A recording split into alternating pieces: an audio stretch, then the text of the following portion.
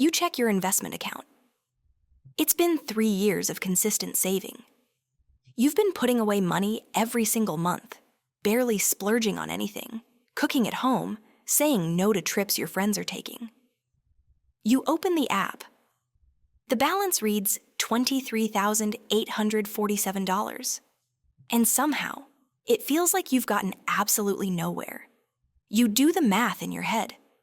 At this rate, it's going to take you 12 more years just to hit $100,000. 12 more years. You close the app, you feel tired, and you start wondering if any of this even matters. Here's the thing though, what you're experiencing isn't a math problem. It's a psychological trap.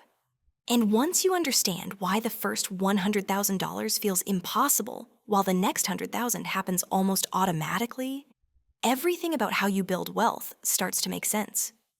My name is Clara, and I spend way too much time thinking about why people who do everything right with money still feel like they're losing. If you're someone who's been saving consistently, investing the right way, doing all the things personal finance YouTube tells you to do, and you still feel like you're running in place financially, hit subscribe and give this video a thumbs up. Because today, we're breaking down the single most important wealth milestone almost nobody talks about correctly. Charlie Munger, Warren Buffett's longtime business partner, once said something that sounds absolutely insane the first time you hear it. The first $100,000 is a bitch, but you gotta do it. Now look, this is coming from a guy worth billions. He could have said anything about building wealth. He could have talked about stock picking strategies, or value investing, or compound interest. But instead, he chose to talk about this very specific number. And he used language that made it clear. This part is hard. Disproportionately hard. Here's what most people don't realize. Munger wasn't exaggerating for effect. He was describing a genuine mathematical and psychological phenomenon that separates people who build wealth from people who stay stuck forever. And today, I'm going to show you exactly why he's right. Let's start with the obvious part. The math. If you're starting from zero and you manage to save $500 a month, which, let's be honest, is already more than most Americans are saving, it's going to take you 16.6 years to reach $100,000 if you're just putting it in a savings account. 16 years. Even if you're investing that money and getting a 7% average annual return, which is roughly what the S&P 500 has historically returned, you're still looking at about 10 years to hit that first $100,000. Entire decade. Now compare that to what happens after you hit $100,000. If you already have $100,000 invested and you stop contributing entirely, 0 new deposits, that money will grow to $200,000 in just over 10 years at that same 7% return. But here's where it gets interesting. It only takes about 7 more years to get from $200,000 to $400,000. And then just 5 years to get from $400,000 to $800,000. You see what's happening here? The first $100,000 takes a decade of consistent effort. The second $100,000 happens almost passively. The wealth starts to accelerate on its own. This is compound interest doing what it's supposed to do. But here's the brutal part. You don't feel it working for the first 10 years. Now you might be thinking, okay, Clara, I get it. Compound interest takes time. That's not new information. And you're right. But here's what nobody tells you about that first $100,000. Your investment earnings are pathetically small compared to your actual contributions. Let me show you what I mean. Let's say you're investing $500 a month. In year 1, you contribute $6,000. If that money earns 7%, you make about $420 in investment gains. That's it. $420. Meanwhile, you put in $6,000. In year 2, you contribute another $6,000. Your total investment gains for the year? Maybe $840. You're contributing $6,000. The market is giving you $840. You're doing 87% of the work. The market is doing 13%. This is why it feels like nothing is happening. Because relative to your effort, nothing is happening. You're the engine. Compound interest is barely a tailwind. But here's where the shift occurs. By the time you hit $100,000, let's say you're still contributing that same $500 a month. You put in $6,000 for the year. But now, your investment earnings at 7% are around $7,000. The market just out-earned you. For the first time in your investing journey, your money is working harder than you are. And it only gets more extreme from there. At $200,000 invested, the market is earning $14,000 a year while you're contributing $6,000. At $500,000, the market is earning $35,000 while you're still putting in $6,000. The first $100,000 is brutal because you are building the machine. Everything after that? The machine starts building itself. Now, if it was just a math problem, that would be one thing. You could logic your way through it. Okay, I know this takes 10 years. I'll just stay consistent. But here's the thing. Your brain isn't wired to handle delayed gratification on a 10-year timeline. It just isn't. There's a concept in behavioral psychology called hyperbolic discounting, which is a fancy way of saying humans are terrible at valuing future rewards. We massively overvalue immediate gratification and undervalue distant payoffs. If I offered you $50 today or $100 in a year, most people would take the $100. That's a great return. But if I offered you $50 today or $100 in 10 years, suddenly that calculus changes. 10 years feels like forever. $50 right now feels tangible. This is why the first $100,000 breaks people psychologically. You're sacrificing today, real experiences, real purchases, real fun, for a number on a screen that grows at a pace that feels like watching paint dry. Meanwhile, your friends are going to Bali. They're buying new cars. They're upgrading their apartments. They're living a lifestyle that looks like success. And you? You're sitting on $31,000 in a Vanguard account feeling like a chump. Here's where it gets even worse. Social media has turned everyone's financial journey into a highlight reel. And you're comparing your Chapter 3 to someone else's Chapter 16. You see someone on Instagram talking about their $250,000 portfolio at age 32, and you feel behind. What you don't see is that they inherited $80,000, or they got stock options from a tech job, or they're in $60,000 of consumer debt and just posting about the wins. According to a 2023 study by Vanguard, the median 401k balance for Americans aged 25 to 34 is around $14,000. For people aged 35 to 44, it's about $35,000. If you're in your late 20s or early 30s and you've got $20,000 or $30,000 saved, you are ahead of most people.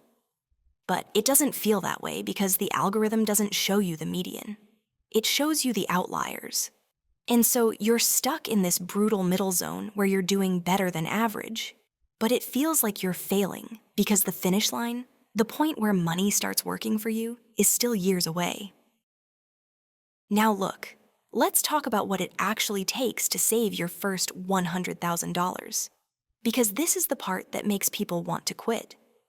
If you want to hit $100,000 in 10 years, you need to save and invest roughly $10,000 per year. That's about $833 a month. For someone making $60,000 a year, that's roughly 17% of their gross income. After taxes, that might be 25% of their take-home pay. 1/4 of everything you earn. That means you're not financing a new car. You're driving something used. You're not living in the luxury apartment. You've got roommates, or you're in a smaller place. You're not doing the $200 dinners. You're meal prepping on Sundays. You're not buying the $8 latte every day. You've got a coffee maker at home. And here's the kicker. Nobody notices. When you hit $100,000, there's no parade. Your friends don't throw you a party. There's no achievement badge on LinkedIn. The number just sits there in your brokerage account, invisible to everyone but you. You've spent a decade sacrificing, and the only reward is a number on a screen, and the knowledge that the next decade is going to be easier. That's a tough sell to a 28-year-old who's watching everyone else live it up. But here's what makes all of this worth it. Once you cross that $100,000 threshold, the game changes completely. Let me give you a real example. A 25-year-old who invests $500 per month until they hit $100,000, which takes about 10 years, and then stops contributing entirely, will have around $1.5 million by age 65. Someone who waits until they're 35 to start, and then invests $500 per month for 30 years straight, will have around $600,000 by age 65. The person who started earlier contributed $60,000 total. The person who started later contributed $180,000 total. The early starter ends up with nearly 3 times as much money despite contributing 1/3 as much. This isn't magic. It's just compound interest finally having enough raw material to work with. That first $100,000 is the foundation. Everything else is just time and patience. All right, enough theory. Let's talk about how you actually do this without losing your mind. Step 1. Automate everything. Do not rely on willpower. Willpower is a finite resource, and you will lose eventually. Set up automatic transfers from your checking account to your investment account the day after your paycheck hits. Make it invisible. If you never see the money, you won't spend it. Step 2. Increase your savings rate, not your lifestyle. Every time you get a raise, a bonus, or a tax refund, increase your automatic investment by half of that amount. Got a $4,000 raise? Increase your monthly contribution by $166. You still get to enjoy half of it, but you're also accelerating your timeline. According to research from the National Bureau of Economic Research, lifestyle inflation is one of the biggest wealth killers for high earners. People who make $100,000 should be building wealth faster than people who make $50,000, but they often don't because they scale up their spending at the same rate as their income. Step 3. Optimize the big 3. Stop obsessing over lattes. I'm serious. If you want to hit $100,000 faster, focus on the 3 expenses that actually matter: housing, transportation, and food. Can you get a roommate and cut your rent by $400 per month?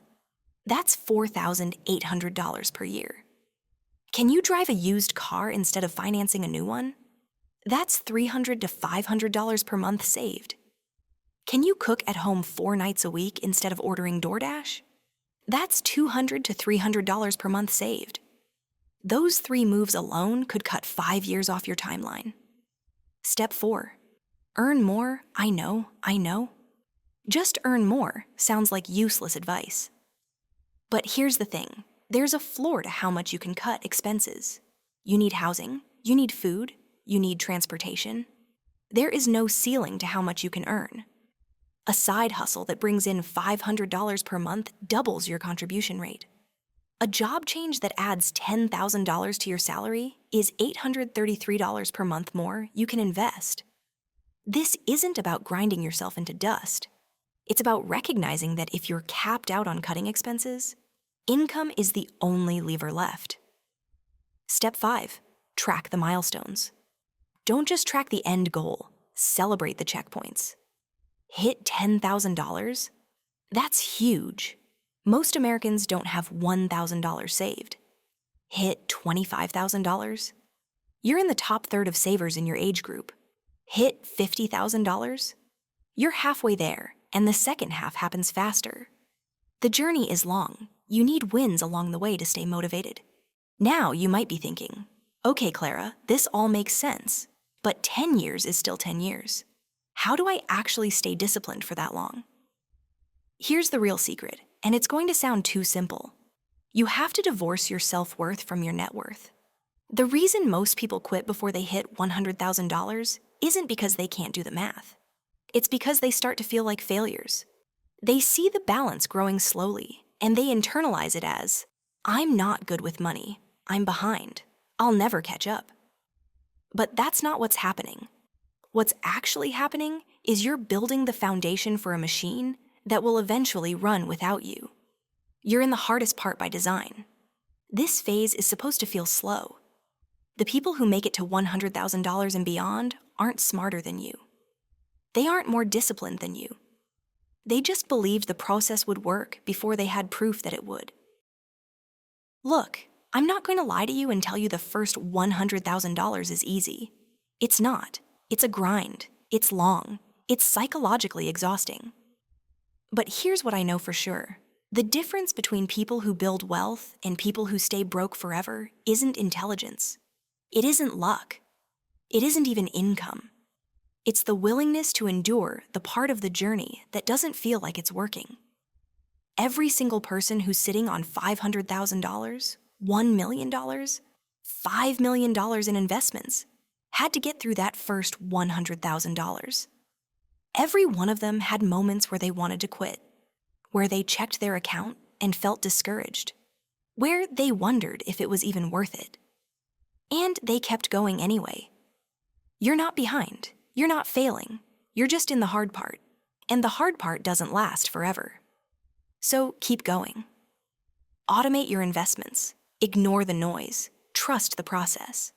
Because 10 years from now, you're going to look back at this moment and realize that first $100,000 was the best financial decision you ever made.